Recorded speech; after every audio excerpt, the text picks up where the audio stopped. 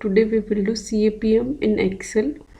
If you want to know theory part of CAPM, then you can go to another video which is a presentation on CAPM that covers theory part, or you can go to my blog and read the what is CAPM. So today we will do it in Excel, and the formula for this is expected return on the investment equals to RF, that is the risk-free rate. Here we will be taking the 364 days treasury bill interest rate as a risk-free rate, and beta of the investment. Here I denotes the investment, that is the security which you have taken in the stock market, and then ERM is the your expected return of the market, and ERM minus RF is the market risk premium, because whatever the return is given by the market, you are deducting your risk free rate from that. Then whatever is above that risk free rate is your market risk premium. So for CAPM we need beta RF.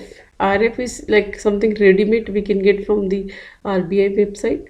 I will tell you how to get it. And we need to calculate beta and expected market return. These are the two things we need to calculate for arriving our expected return of the investment. So in this I will take an example of Reliance and Nifty. So here it is, these are the data. I will show you how to get the data. Go to NSE's new website, www.one.nsindia.com. There you go to equities. In the equities there is given a section that is historical data, and click here in the historical data, security wise price volume archives. In that you will be getting this section. Here you can put like Reliance. I am taking Reliance, so Reliance, and then like I have taken 1 month.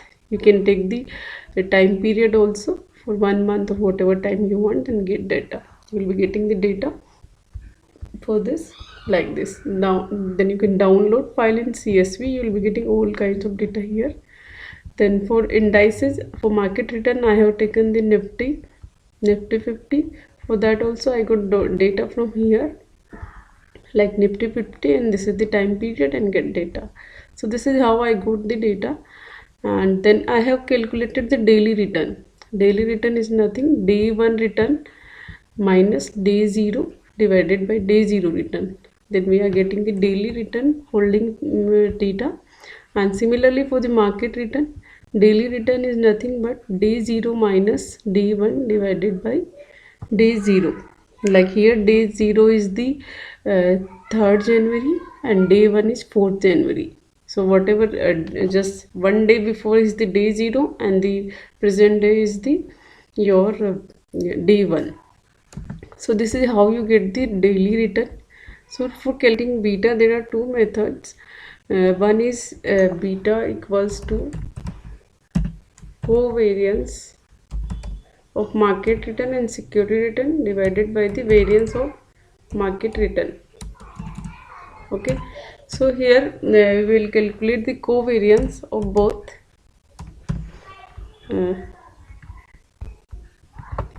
We'll select Reliance return, then the Nifty return. So we'll get the covariance. Now we need the variance of market return. This is the variance of market return. Now for getting the beta, we divide the covariance divided by the, okay, let me write here, this is the covariance, this is variance, and beta is covariance by variance of market return. So we got this beta 1.19, but actually we don't know this is statistically significant or not. So for that we will run another method, that is the regression method of beta. Okay, so for that go to your data tab, then data analysis. There you will see regression.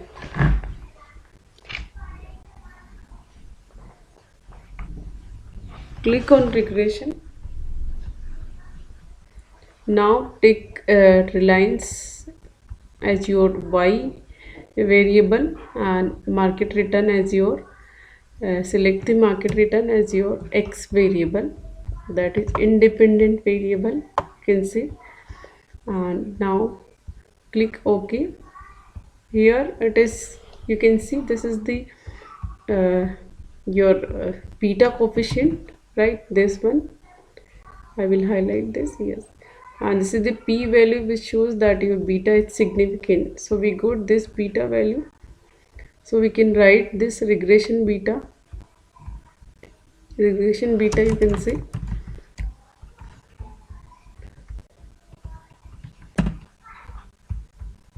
that is 1.25. The beta, this beta shows that whenever there is a change in the market return by 1%, let's say change in market return by 1%, your Reliance return will change by 1% multiplied with beta, that is more than 1%. If we convert it into percentage, you can see this will be 1.25% change in the your Reliance return. That is how, that is the interpretation of beta. Now we need the average market return, expected market return, you can see ARM. So for that we take the average of the market returns. This is the average. Now we can calculate our expected, like we got the beta, we got the expected market return, and RF. I will show you how to get RF. Go to RBI website, that is rbi.org.in. There at your left hand you have market trends, in which you can see 364 days treasury bill, and the rate given is 4.34%, this one. So we will take this as a risk-free rate. RF is this, right? So we can convert it into